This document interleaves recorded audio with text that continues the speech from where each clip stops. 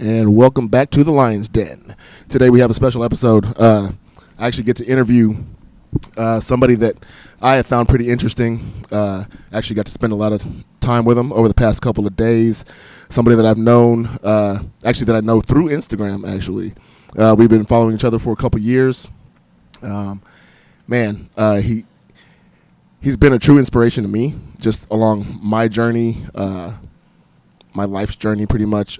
We really clicked, just because his mindset is, to say the least, fucking phenomenal. Like, when it comes to personal development and growth, somebody that I would love to keep in my circle, and the law of attraction actually made that happen. As y'all know, I'm all really big on that. Law of attraction, just alignment and like the universe working for you. So without further ado, I'm going to introduce my homie, Nate Graves, also known as 3,000 Miles to Grow. Nate, welcome to the Lion's Den, brother. How are you? It is a pleasure. It's a pleasure and an honor, sir. Absolutely. I'm glad you're here. So far, so good. Let's see how this goes. Yeah. Let's go. So, to start off, tell everybody where you're from, man. Tell us about yourself. Originally, Massachusetts. Right. And 2 years ago, I packed everything up. Talk a little bit closer to the mic. A couple of years There ago, we I go. packed everything up. Hit the road, started traveling the country a little bit, and ultimately decided to chill in California for a couple of years. Yeah. It's hard to avoid that. You know? Absolutely. You hit the Bay Area, and you're like, okay, I'm going to hang out here for a little while. Heck yeah, I understand that. It's like winter came around and people were like, it's kind of cold out here. I'm like, I'm staying here for another year. I don't care. Yeah. Like, it's beautiful. They were at, 50, 40-degree weather, And saying it was walking cold. around in huge winter coats. I'm like, dude, you got to be out of your mind. It's like, I grew up in Massachusetts. You know what I mean? I was like waiting for snow to fall, you know? Oh, yeah.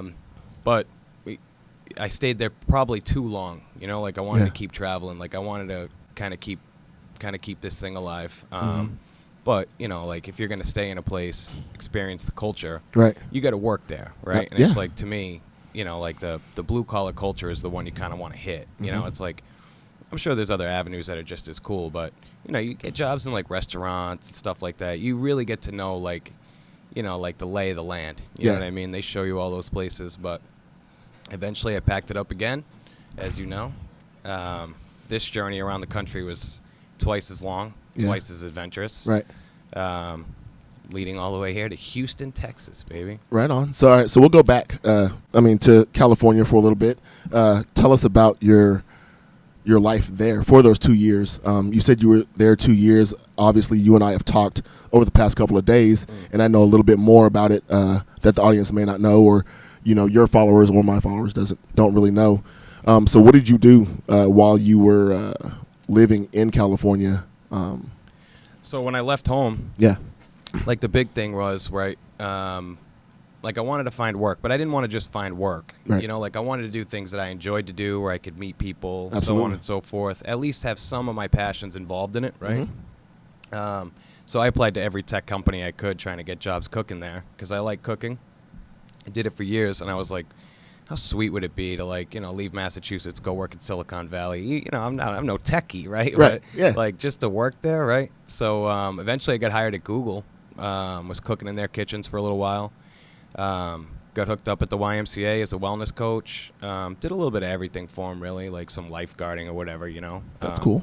But that experience was chill. You know, it was like you're meeting all kinds of people. It's like right off of Stanford campus. You know what I mean? So you're kind of getting a little bit of everything there. And then, of course, working at Google is like, you know, in and of itself, it's just a good story to tell, right? Yes, sir. So working at Google, like, so we kind of talked about this, about people like today's generation or the generation that works at Google, how they. Well, like, they You can put your drink on the table, man. I don't want to advertise for these people for free. Oh, okay. You know what I mean? No free Like a plugs quick- unless we're making some Yeah. money, huh? I'm not doing that for I like free. it. You feel me?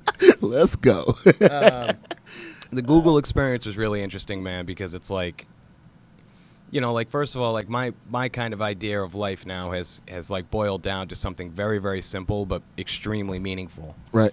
And that's not really the same for everybody. Meaning comes in a variety of different ways, right? So it's like, you know, a lot of these people went to college, they wanted to work for these companies, tech companies, or whatever the case may be. But for me, you know, I always kind of felt like I was on the outside looking in. You know, it was like I didn't plan on staying there too long. Right. And, you know, like I was kind of just. I was there with total fly on the wall mentality. You know, I wanted to watch people and see what was going on. You know what I mean? Like, not in a creepy way, but you know, I wanted people watching is fun, man. People are fascinating. Absolutely, and like we said, especially if they don't know you, they're being watched, right? It's like, you know? Yeah, we'll talk about that a little bit later Yeah. too. Heck yeah.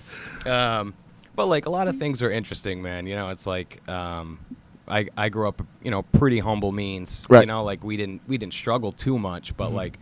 You know, like the food there, for example, is free, right? Right. I mean, but the Googlers wouldn't call it free. It would be called an incentive. You know, like it's, okay. so it was like the first time in my life I'd ever heard anybody actually refer to food as an incentive. Right. You know, and I'm Right. thinking to myself, people starving all over the country. These people are like, no, food is my incentive. I'm like, I don't know how that works. You know, it's like a little confusing. But like, you know, so there would be times where, which I get it. You know, sometimes people don't like the food they're eating, you know, whatever. They consider it an incentive, but they're complaining, right? Yeah. And like I'm looking at them and I have to stop my hands from like, you know, wringing Wha- around their neck because they're complaining about free food, essentially. You know, Yeah. I'm like, if I ever complained about free food, like in front of my father or whatever, I'd get cuffed in the back of the head. Yeah, you pretty know? much. It's like, and like I'm not casting any aspersions. Like I understand the culture there, and that's there's a lot of companies that do that. But just from where I was standing, that was like one of the most interesting things. You know, it was like, it's like Okay, so I got. we get go some ahead. people complaining about free food out here. It's like the richest part of the country. Like they out here living the dream. And they're like, oh, the food that's free is not as good as I would hope it would be. It's like 4-star food. I mean, it's not 5-star, but like they got chefs in there and like, you know, these people in there slaving away all day. Yeah. And like you just come up there and grab all the food you want. You know, it's like cafeteria style. You Wow. know, and you're just grabbing 4-star food. It's like, you know, as soon as you hear one person complain, you know, it's like, I spent Are you all serious? day cutting these strawberries. Just eat them. You People know? complaining about strawberries and stuff. Yeah, that's pretty entitled. I'm like, where did we get, like, how did we That get sense here? of entitlement. Yeah. You know, and you would think that, like, you know, I mean, for the amount of money they make, right? I mean, you would think that maybe that would be like at the bottom of the list of things, right? It's like, Yeah. you know, there is a Burger King around the corner, and I'm sure you can afford that. You know, it's like, Yeah. but you might complain about that food too. So, but that was, I mean, aside from that though, too, you get a lot of dreamers there. Yeah. You know, it's like at Google they call them moonshots, right? Which is Okay. like, I think that's what they call it, moonshots. Like all these big ideas that they have at Google, right? It's like they have like teams of people that are coming together trying to put stuff, you know, put stuff together for, you know, Google, like email and all this other stuff. So when people have like these crazy cool ideas and they end up blowing up, they call them moonshots. Right. So you do have a lot of people there, man, that are like, you know, they're dreamers. So there is that element too. It's just they're, as far as I'm concerned, they were just on a different path, you know, than I think a lot of people who are like just straight up blue collar workers or, you know what I mean? Like, Yeah. I think we consider dreaming to be something a little bit more above and beyond, right? Right. It's like, Oh yeah. to do it for a company is cool, you know, like that's whatever. But I think that you and I especially would have the same sentiment on this, which is, I'd like this to be from me for something huge, right? Like something, you know, you don't have to go so far as to be, say, global, but why not, right? Right. It's Yeah, like, absolutely. so, you know, some of those ideas, it's like, so that was something I took from them too, right? It's like Yeah. moonshots aren't, you know, that's true for everybody, man, on Right. some level, some plane, you know? Awesome. So, talking about your travels next. So when you left California, like, you know, like I live vicariously through through your IG. You know, I'm always seeing your stories. Like, I'm always just like, man, like when you were in Virginia, I was like, holy shit, like I want to travel with this guy. Like, Yeah. I want to do what he's doing. I remember you messaging me something to that effect too. Yeah, I was like, bro, like it would be badass to, like, just be able to hang out and just go, like, man. And then, kind of tell me I mean, you don't have to go into too much detail, but some of the clips that and some of the photos that you posted, like how long were you in some of those areas? Like in that specific area, I mean, throughout the travels period, 3.5 minutes. Yeah, You know, maybe. but you got some really good shots though, and Yeah. and honestly, I wasn't even saying that to like clown or anything, but like I think that's really cool that you even got to have that experience, that you got to see what it was that you saw, capture that moment, and keep going like on your road trip, whether you stayed the night there or whether it was literally like 30 seconds, 3 minutes, whatever it was, you just stopping to take a photo in a certain area that you'd never been before. Yeah. I mean, because, man, like, I was just like, dude, it inspired the hell out of me. And it inspired me so much, like, we're actually planning a 3-month trip Yep. overseas, man. And I'm like, stupid excited about that. Dude, it's, and we talked about this a little bit too. I've been trying to like conceptualize this idea I have. I've been doing it for a couple of years now, right? Like since I started, which is there's like this breadcrumb effect that we all have in our lives, right? And some people follow them, some people don't. And some people kind of just, they kind of lay out a path for themselves. In America, I think that's like the most common thing, right? It's not really hard in America, right? You set the course. You pay your dues, right? You go to college, you pay your tuition, you do all those things, right? You go through the rigmarole, right? Yeah. You can kind of get to at least some type of level that you're trying to get to. For me, though, on the other hand, I think that, like I'm trying to follow breadcrumbs everywhere. Okay. So, just like a small example, the books that I read. Let's talk about that. I got led to these books somehow, right? Absolutely. It's like I overheard it. Either like maybe like a motivational video or I saw this particular guy speaking somewhere, say at Google or whatever, right? And then he has a book. And then so I'll read his book or whatever. And in that book, there's breadcrumbs, right? Like who inspired this guy? Right. Or what gave him this idea? What monumental thing occurred in the world? So now all of a sudden, I'm not just reading this guy's books. I'm studying this monumental occasion or these other people that, inspired him. Right. And it's no different. And that's just reading books, right? Like consider us meeting each other. Right. Right. And now, we get this Europe thing going. It's not like an illusion to think that like breadcrumbs lead, not to simplify our relationship, but that you in effect are a breadcrumb. Right. And from you comes several other trails of breadcrumbs. Indeed. Right? Yeah. And it's like, you get your choice. It's not like you have to follow one trail of breadcrumbs forever. Right. But if you keep your eyes open and you're willing to turn stones, you'll be led to all the places you need to go. And you just have to say yes to it. It's like... Just gotta be open to it. Yeah, you can't have all those... You can't be using all those negative words all the time. And if you have one primary focus... Obviously, you're looking for like a set trend of breadcrumbs, right? You want a specific career goal or whatever the case may be. But for me, I just like to leave it completely open, man. Like, I don't really plan my trips when I'm driving around the country. Cool. It's like whatever comes next. I'll take little tidbits from people I know. Yeah. I went to Graceland, right? It was like... That was cool. Which is, like, don't get me wrong. Like, I like Elvis or whatever. Yeah. But I don't like Elvis. It's like... Yeah. When I rolled up there and they told me how much it cost to get in, I was like, I don't know if I like him enough. Like, I like him enough to listen to his music for free, but I don't know. But then when I went in there, man, and, you tour the mansion and you see his airplanes and all that other stuff. How was that? Like, how was that experience? Because I'm all about experiences. I mean, that's what, for me, that this life is about. Like, living in the moment and experiencing as much as you possibly can. Not living the same year over and over again and calling it a life. Right. I agree. Because that's not what I mean, I know people have probably heard this before, but I'm not here to pay bills and die. Yep. I've done a lot of different things, had, different jobs, had a military career and all that kind of stuff, and actually got to travel. And that's where I really fell in love with traveling. And that's what, man, drives me and excites me about, like, our friendship and what we get to do and what we're going to do, like, in the future, because damn, traveling is fucking awesome. It's and if you're doing it with somebody else of similar mindset, Right. That's what kind of fires it all off. You know Yeah. what I mean? So it's like, I I actually like traveling by myself. Like when I'm driving around the country in my car, right? Because I pee when I want to pee, I eat when I want to eat, I Yep. listen to the music I want to listen to. Exactly. You know, and like we talked about too, like I like listening to lectures and speeches and of all sorts. You know Yeah. what I mean? Like, and there's like a lot of people that just wouldn't do that. You know, Mhm. especially if you're driving 3,000 miles, right? It's like No- eventually. nobody wants to hear Jim Rohn talk about Yeah. the cycles of the 7 Yeah. seasons of life, right? The Or first- 4 seasons of life. The 7 first seasons of time he life. says, "The guy says," they're like, "What is this, dude?" They're like, "Shut this down and right it's now." like music to my ears. Yeah, me just too. I'm there.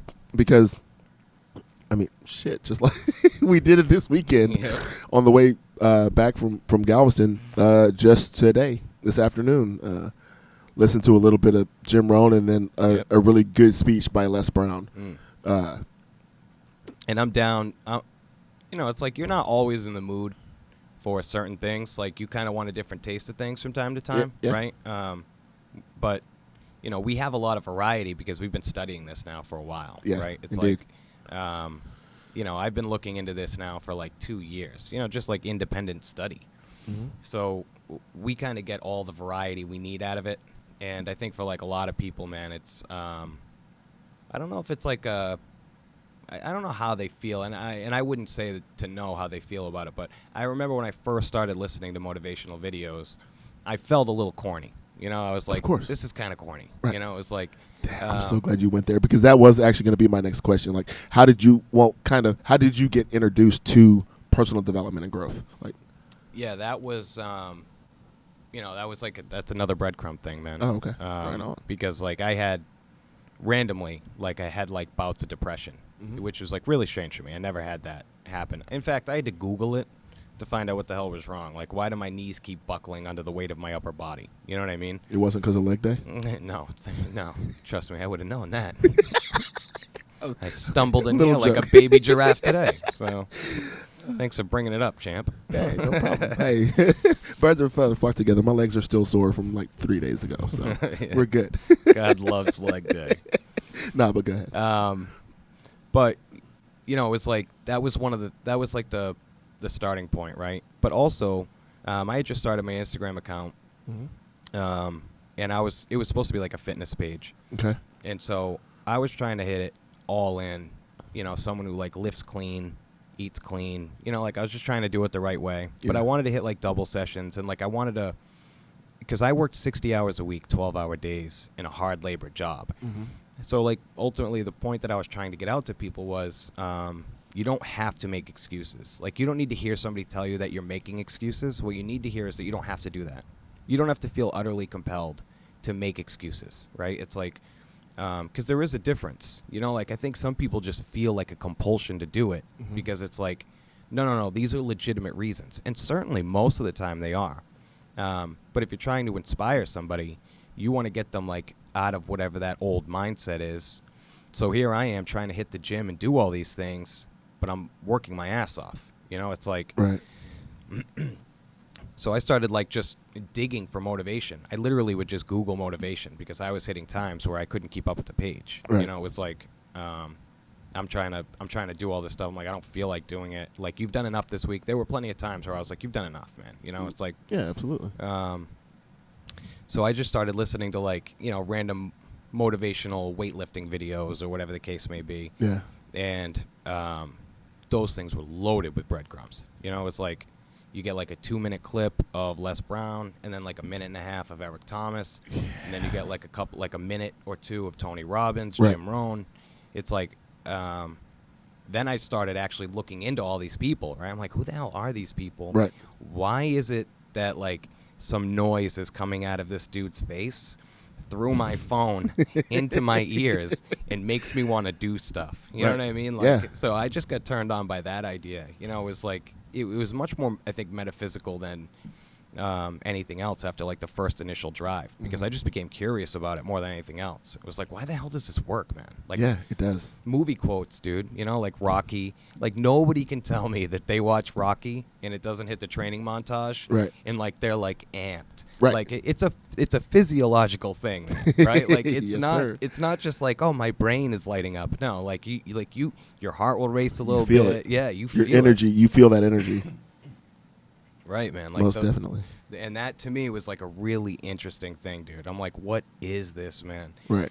And then I just started listening to these people, dude, all the time. And one of the things was, I was like, these people are just encouraging me, Right. Like, that's it. That's really all it is. Yeah. Ultimately, is like these. And I'm like, so my next question was, so why does that turn me on? You know what I mean? Like, what's? And then I'm like, because nobody does. Nobody in my life offers me encouragement on a regular basis, This right? is true. Yeah. Everybody might have like one or two people, your mom, your grandma, something like that, right? And you know, you get those little motivational birthday cards every now and again. Yeah. You know, it's like, but for the most part, man, like, we're usually getting hammered by people that we know, to some degree or another.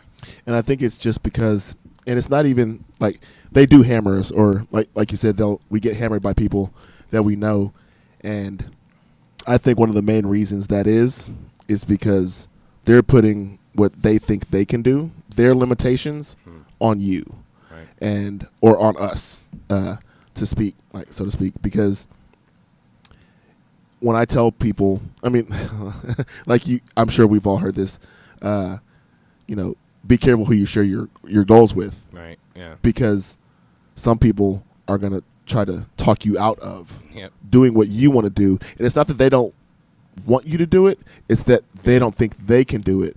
Right. So they put their limitation, like their hesitation and their thoughts about what, or about them not being able to do something, Right. and project it on you.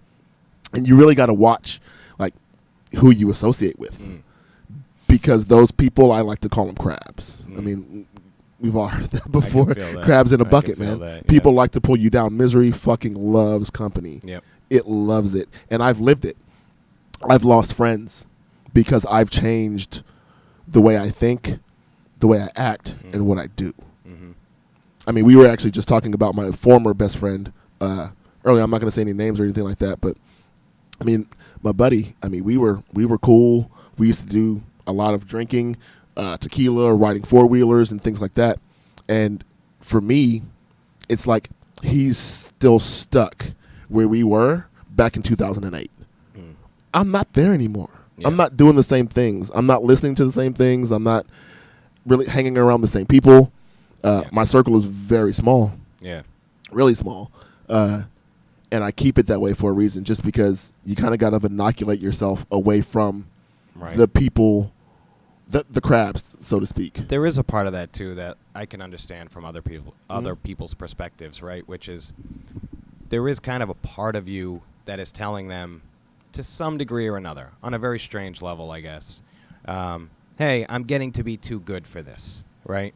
That's what they're hearing ultimately, right? So I can see that. there is a part of it where I think a lot of people hear people who are into, you know, growth and development or whatever the case may be.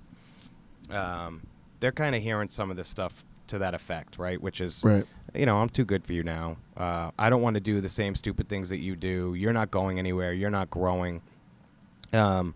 And there is a limited amount of truth to that, right? Because they're always telling you the same thing, right? Like, if people are holding you back, you got to cut them out. You know, it's like you can't have negative Nancys and naysayers walking around all the time, or else you know, how does that line go? You are the sum of the 5 people that you spend most of your time with. Yes, sir.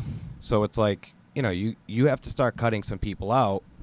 And, I mean, you want to do it carefully, of course, but those people are obviously going to feel a little bit of resentment. I mean, Right. it only makes sense. But if people don't want to face some of the things that they're doing, you know, that are holding them back, or they might just not be interested in it. You know, they might just be fine. You Right. know, like, we kind of have this underlying belief that there's no way that could be true. But some people are, man. I've got a friend back home, my best friend, dude, and he lives simply and humbly. And aside from the fact that he complains about it from time to time, he's just chilling. He Yeah. likes playing his Xbox and smoking weed, and, you know, like, that's it, man. You know, Nothing wrong with that at all. And from my perspective too, and this is like a selfish one. Yeah. It's like I always know where to find him. Right. You know, like he ain't going anywhere, man. You know, Yeah. it's like I always try to encourage him, of course. You know, Yep. like I'm like, dude, you could be doing so much more with your life. Right. You know, but from like a selfish standpoint, you know, it's like he's always going to be there. You know, it's Right. like you know, and maybe that's a good thing in our lives. You know, like that we have staples in our lives. This is true. Yeah. It might not be a good idea to push people out with the idea of like I'm cutting you out. Right. You know? Yeah, and I mean that's not the way that went down at all. I mean we literally like just grew apart. There's a level of bullshit that I can handle, Yeah, yeah. to say the least. You know, when friendships and relationships start to get toxic, like at certain point, I had to, because if I didn't cut it off, then I'd probably still be in the same place. Yeah, you would know that better than Yeah, anybody else. absolutely, right. Yeah, dude. And the worst thing is that toxic relationships don't always like represent toxic people, That's true. right? Yeah. It's like it's what happens when two people, you know, get together, right? Right, Like yeah. or you know, like especially if you've had a relationship with somebody that's been based on a particular drive for so long, Right. to change that after so many years or you know such an amount of time, Yeah. that's a hard thing It to is. do. Change is hard. Yeah. It's really hard. It's hard for one person. Yep. Now you're asking two people to do it simultaneously Yeah. and come to an agreement to some degree of like, okay, how are we gonna live now? Yeah. You know, like and make this work, right? Right. And it's like you're kind of looking at it like, why don't we just go our own ways? You know, and like we'll figure it out and maybe things will change, but Yeah. that is an awkward thing, man. It is. Hella awkward. But for every one you lose, you gain one too. You know what I mean? This is true. So if you dump someone who is, you know, who's not good for you, who's you know, negative, you know, and like you pick up two people who are like overly positive, maybe you've won. Absolutely. You know what I mean? And I wouldn't even say overly positive. I don't even think there's such a thing. Fair enough. Touche. I mean, Touche. see, people won't say, "Oh, you're overly negative." People think that's fucking normal, and that's Yeah. the average people. Yeah, I'm not gonna that's say true. people, but average people, the majority, the masses, think that that's normal to get up, go to work every day, come home, complain about it, and do that every Right. single day. Like I was in a relationship, my last girlfriend. She was a teacher. She would come home and complain about grading papers. It's part of your job. It's Yeah. what you chose to do. Right. Yeah. Like you're an art teacher. Yep. You teach art. And I'm not discrediting what she does, because what she did was great. But to say that that's what you want to do with your life and then to come home every day Yeah. miserable about it, like I couldn't even take it anymore. I was so glad, like, I mean, it's so crazy. I was glad and hurt at the same time when we broke up. But at a certain point, like, I had to look at it like a stepping stone for myself, because at one point I asked her, I was like, what happened that was good today at your job? And she it stopped her in her tracks. She didn't even know what to say when I asked that question. And if you have to think Yeah. about what good happened in your day when you're doing something that you say you want to do with your life, that's fucking bad. That's not dude, good. that's like a really strange human phenomena too. Yeah. Because like even like people with depression, right? Anyone who's ever had depression knows that when you're depressed, you don't even want to feel better. Like No. it actually, dude, it actually No. feels better To feel bad. feel worse, Yep. right? It's like, and to feel good or to make yourself feel happy, it requires an unbelievable amount of energy. But Yeah. to continue to beat yourself up, right? Mhm. It's like the old Brian Wilson routine, right? You just stay in your bedroom forever with your shades drawn, right? It's like you don't want to die, but No. like you don't want to exist Exactly. either, right? So, and that's just with depression. But the reason I say that it's like phenomena is because it's like people do that even without depression. It's like when people come home and they're miserable or whatever the case may be, Right. they want you to feed the fire. They just want the fire They to be want fuel. fed. Yep. Yeah. They don't want to have to turn everything around, because ultimately what you're doing is you're doing the handshake after like a horrible fight between two people, like your parents make you Yeah. shake hands, right? Yep. You're doing it, but it's so bitter, right? You're so bitter about it. But, after like 5 or 6 minutes, right, you kind of shape up, things are cool. But Yeah. you have to go through that handshake moment, which is awful and dreadful and terrible. Mm-hmm. And so, like, that's what people don't want to do that. They don't want to put the energy into that, Right. especially if they've had a long day, and that's what they want to do is complain. Like, Yeah. they've already made up in their mind what they want to do with this. You know what I mean? Yep. It's like they don't have anywhere else they want to go. Yeah. To take a U-turn at this point, It's Nah. not happening. Yeah. They're on that one lane. or as they say in California, bang a bitch, I was like, Yep. what did you just say? Yeah. They were like, make oh, a U-turn. take a U-turn. And I was like, well, that's not what you said. It's like, what are you talking about, banging bitches? What? Yeah, I was like, yep. I'm like, we call it banging a Yui in Massachusetts. Yeah. That's another great thing, man, about travel in this country is picking up on that stuff everywhere I go. Oh yeah. Like all these little, like, these little quirky things, like everywhere you go. The it's way like, people say things. Yep. And like I love impressions and accents, right? So Yeah. like, I hit certain spots of the country, man, where I just hear awesome accents or whatever. I'm like, dude, this is so chill. So there's this like you did a video on your Instagram story one time talking about I'm gonna go ahead and mess it up on purpose. Okay. Worcestershire sauce.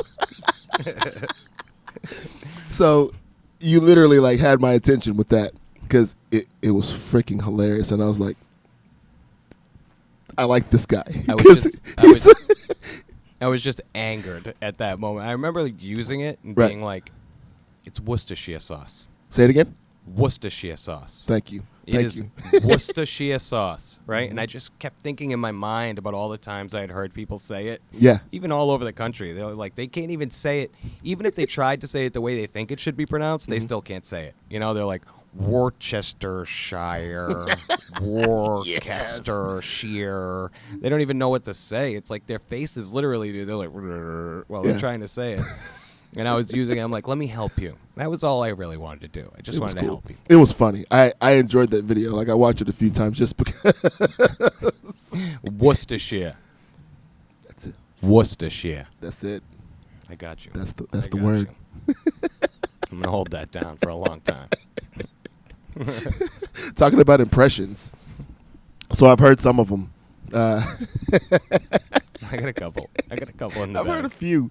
I want to like do something maybe from The Simpsons. Let's who do you speak like from The Simpsons? Who can you impersonate from The Simpsons? I Let's can hear it. do Marge. All right. on Let's a hear good day. something.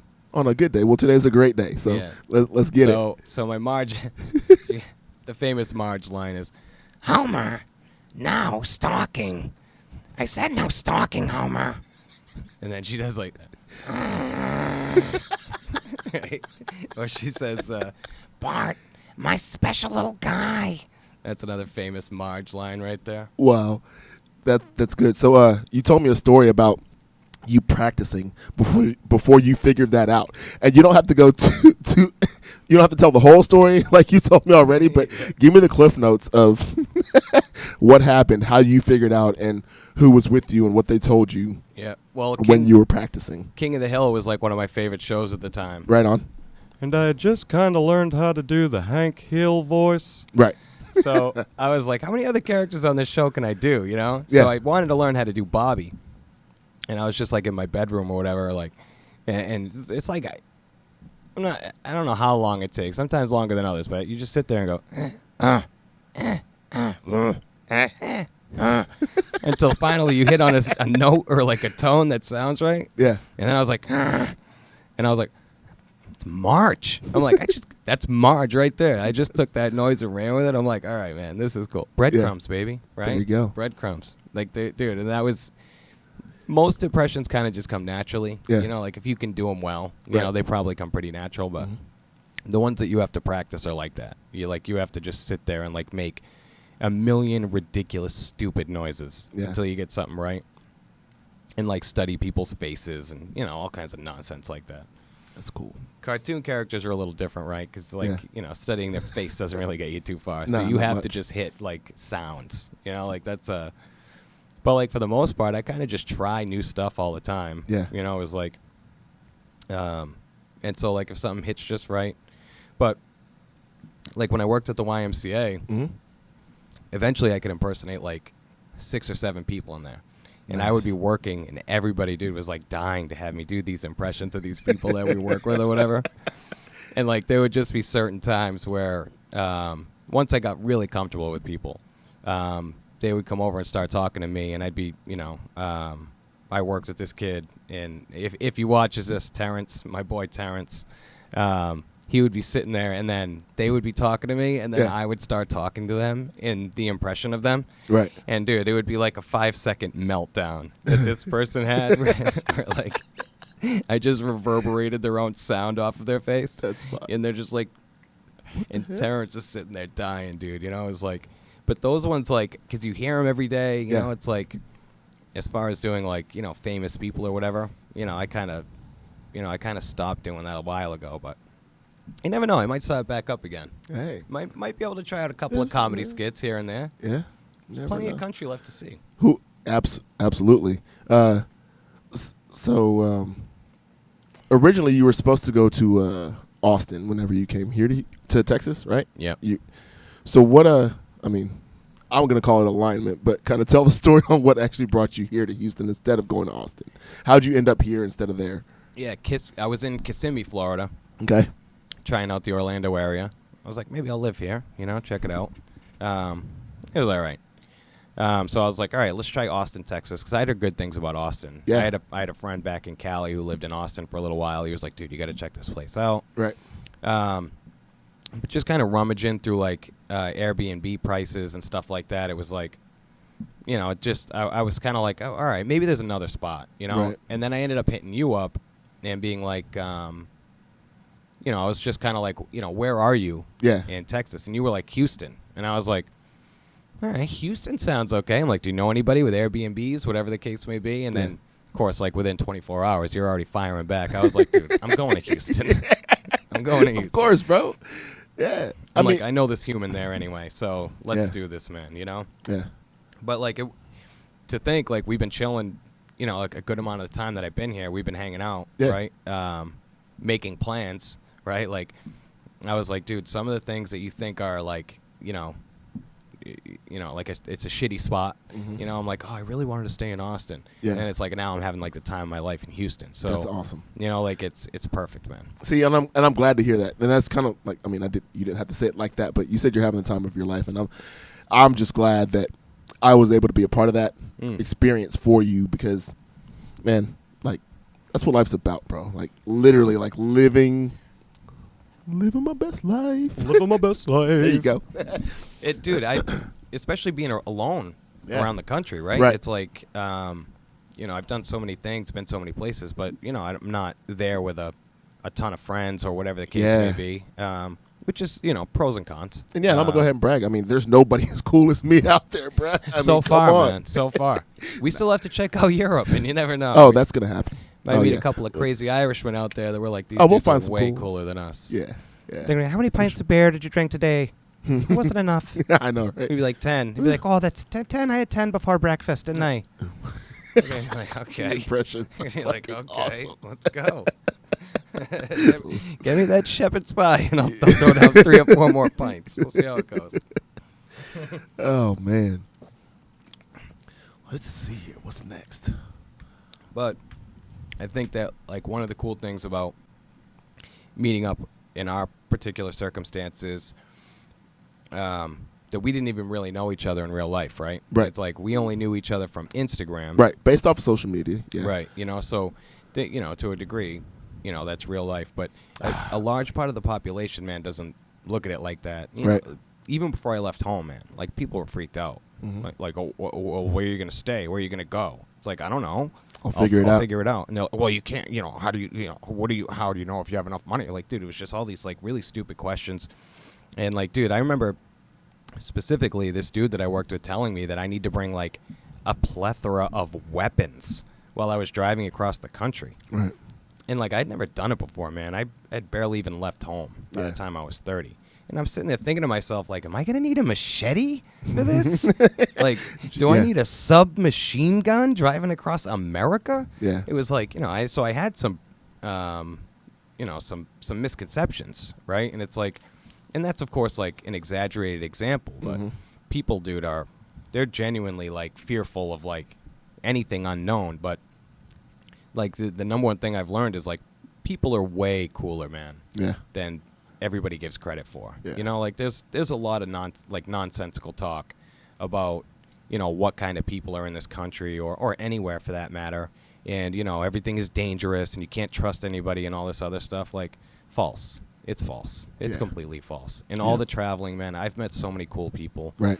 I haven't had, and God, you know, I'm thankful for this, but I haven't had any troubles, man, with humans. Right. You know, like you get like good. a rude person here or there or whatever the case may be, man. But like I haven't gotten mugged. Right. You know, like nobody's like, and of course you take some precautions. Of right? course. It's like I'm not running down Southside Chicago with my wallet in the air, right? You know what I mean? Right. Like I'm not like Yeah. waving my money at people. Right. But people genuinely, dude, are just way cooler than anybody gives credit for. So for us to meet each other this way, Right. I think that there's a lot of people who are like, oh, I know this person from social media, but I would never meet them. That's weird. It's like, it's not really weird, man. It's not. Like we're humans. We talked about this a lot, like over the past couple of Yeah. days too, because a lot of people would think that it's weird or that it's awkward. And you said something that really hit home for me. It's knowing who you are, Yeah. not just knowing who the other person is, Right. but knowing who you are in order to trust somebody else. Right. Talk a little bit more about that, because I mean I can't put it in the words that you did, but 'cause Yeah, damn, like- it was fire. Like, dude, because that concept in general, right, is if you don't really know yourself, right, like if you don't trust your own habits and your own behaviors, Right. You ever heard those people who say, I can't keep junk food in the closet, you know, because I'll eat it? Mhm. It's like, that's a part of yourself, right, that's out of control, right? Right. Like you're not in control of certain elements of yourself. So it's safe to assume that you don't really know yourself as well as you're making it out to seem. Absolutely. Like you're kind of, you know, that's a misconception. You're turning that backwards on itself, right? Yeah. Like, oh, I know myself well enough to know that if I leave cookies in the cabinet, I'll eat them. No, you don't know yourself well enough to know what it takes for you to not do that, right? Or what it motivates you to not do that, right? It's like, so like there's certain elements of yourself, especially if you're even relatively well traveled, right? If you know, like, hey, I'd be a really good host to somebody, or you know, you have a good feel for who you are, and you're talking to somebody Right. who is like same level, you usually pick up on it pretty quick, Right. It's Yeah, like, dude, absolutely. this guy's chill, or Yeah. you know, this girl's chill, and you'll know right off the rip to some degree, right? Yep. And you know, especially in this particular case, we both kind of had a good feel for who we are as individuals. Yes. And of course, you're taking some risk, right? I mean, there's a little bit of risk. You know, we had a couple of jokes along the way. Where Absolutely. I was like, shit, is this guy going to try to kill me in my sleep? I don't know. Yeah, What's yeah. going to happen? You know. I was like, I hope I don't end up in my own But trunk. but you but know? but instead, you just took a video of me snoring and you not being able to sleep, Yeah. which was absolutely hilarious. It was yeah. hilarious. Hell of a first night, my man.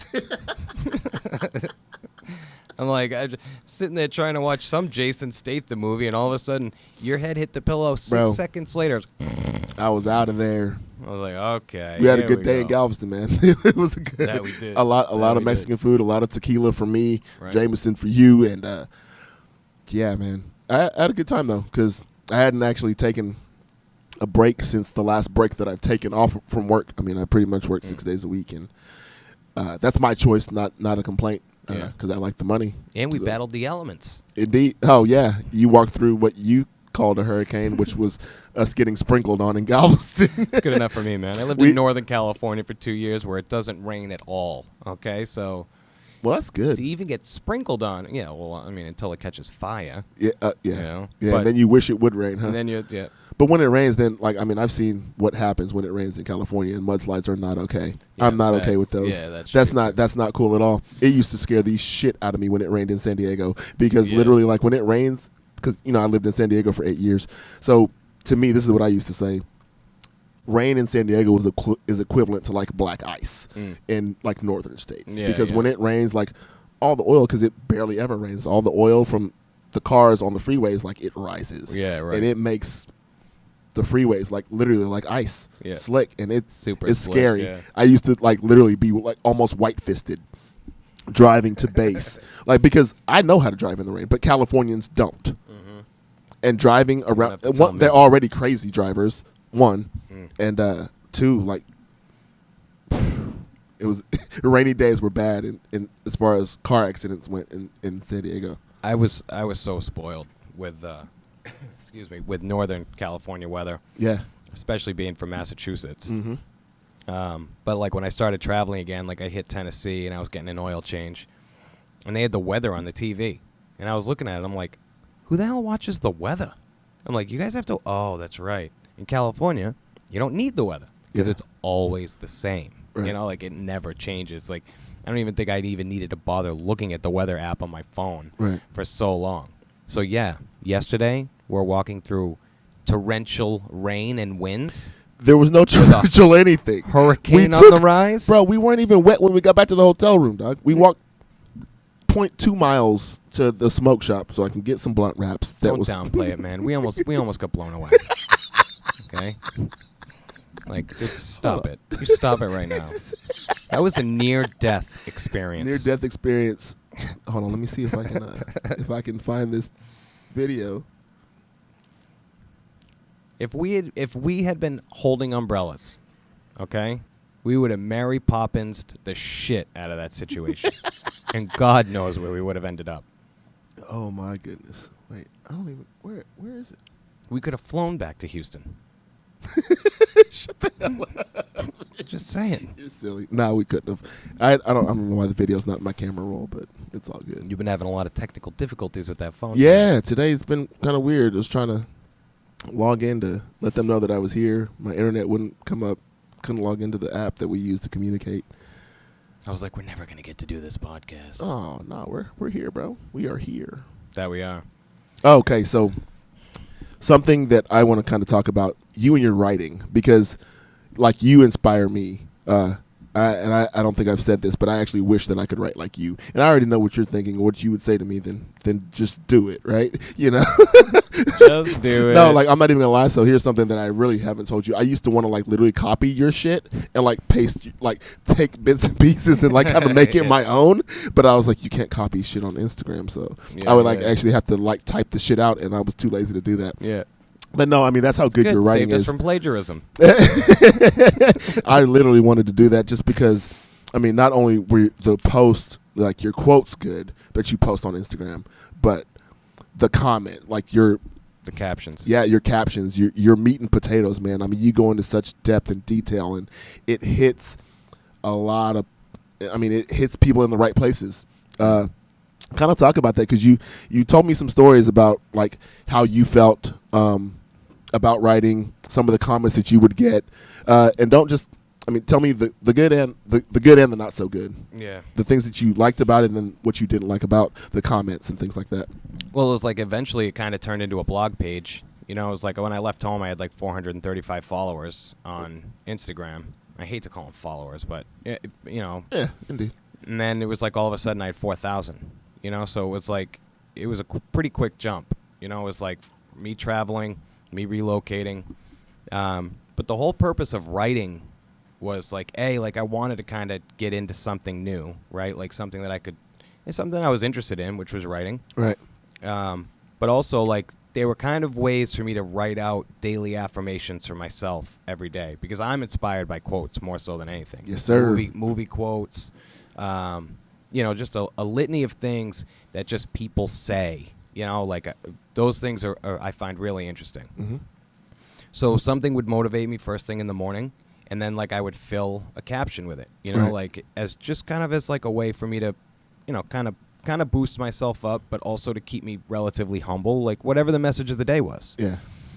I think a lot of people kind of miss that point. I don't think I was open enough with people that were following my page about the fact that I think a lot of people were thinking that I was writing this for people that were following me. Like I was making an effort to inspire and motivate these people. And and certainly that was a part of it. That was definitely something sure. I wanted to do. Right. But that I was actually speaking to myself. You know, it was like that was like a.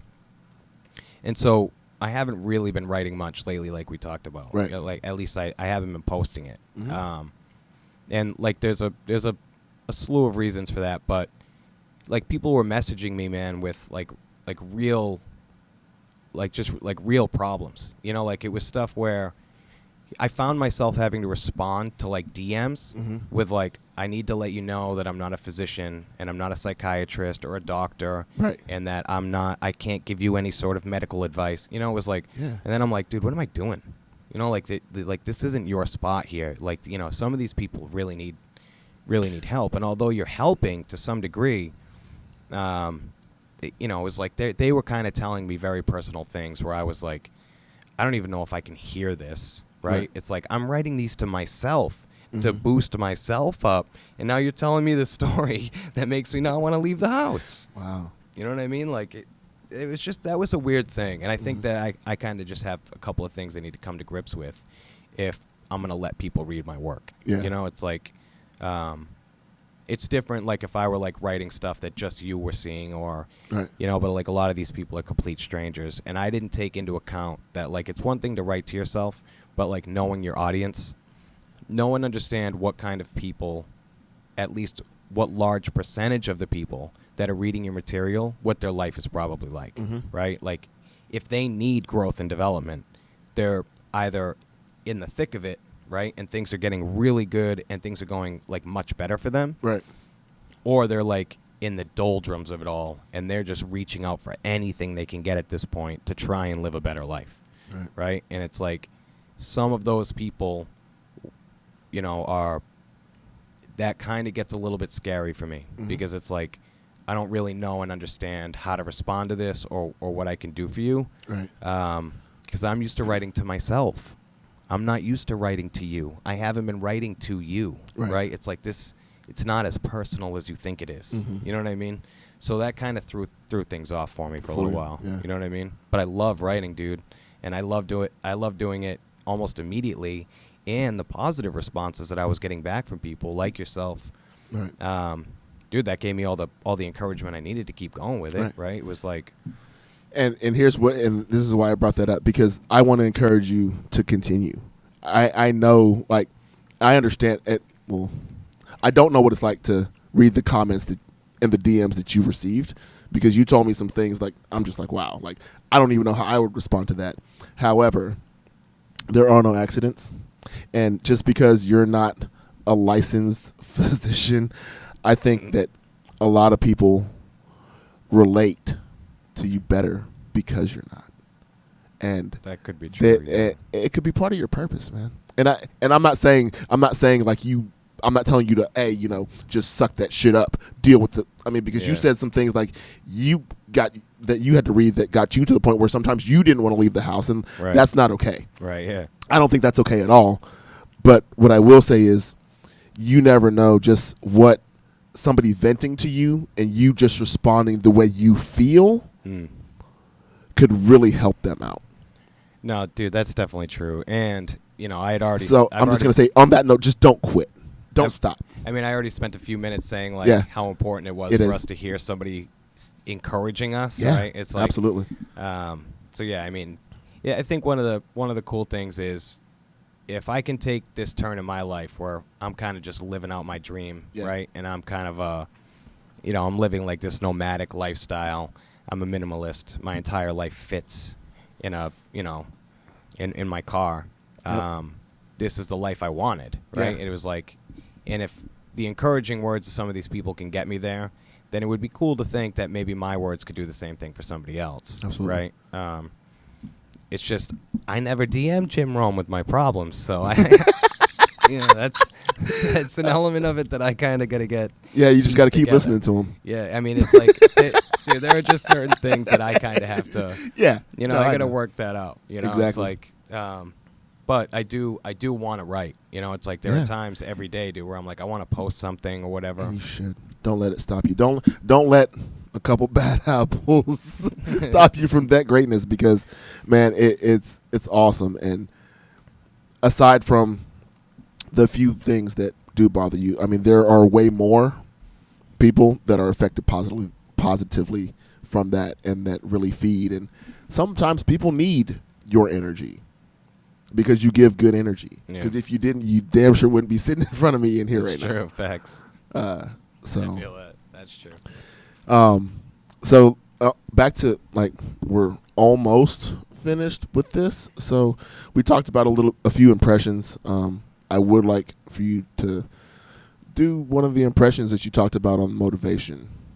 There's a speech that you said that you have memorized in a certain voice that gets you fired up, and I just want to be able to go back and listen to this because I don't know that speech particularly by heart. So I kind of want to get it on camera, the Rocky Balboa speech, if you could. Did you think that impression was good? Yeah, I think it's great. And yeah. We could do the shortened version. Oh, sure. We've All only right. got a few minutes left. Hey, let's go. He says,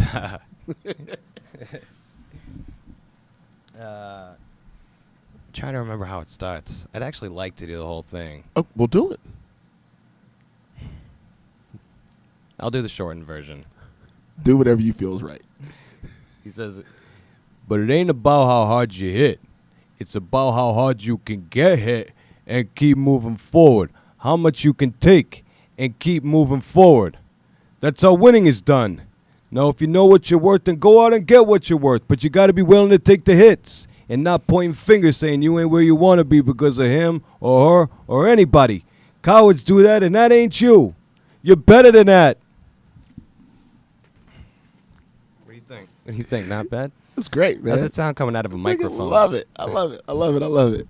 I never really heard it like in my own ear before, you know? Josh, what do you think? Was that an all right impression? Okay. Got a thumbs up I'll from the take tech, a bro. thumbs You got a up. thumbs up, man. Look at Okay. that. He sees a lot more than we do, too. Absolutely. And so So he's I also want seen a lot more dumpster fires, so we don't, we don't really. oh man. And so this one I kind of want to do together just because we actually did it earlier today, and it's one of my favorite things, and it took me a long time to memorize this because this means a lot to me. A really good quote from Les Brown that says, if you want something bad enough, to go out and fight for it, to work day and night for it, to give up your time, your peace, and your sleep for it. If all that you dream and scheme is about it, and life seems useless and worthless without it. If you gladly sweat for it, fret for it, and plan for it, and lose all terror of the opposition for it. If you simply go after that thing that you want, with all your capacity, strength and sagacity, faith, hope, confidence, and stern pertinacity. If neither cold, poverty, famine, nor gout, sickness, nor pain of body and brain can keep you away from that thing that you want, if dark and the grim, you'll besiege and beset it. With the help of God, you will get it. And on that note, I was feeling that. thank you for tuning into the Lions Den, man. Don't forget to hit that subscribe button. Let us know what you think. Leave us a comment. Like us. Share it. If you think this helped you in any way, or if you didn't like it, you think it'll help somebody else, man, please share it. And we will see you on the next episode. Peace.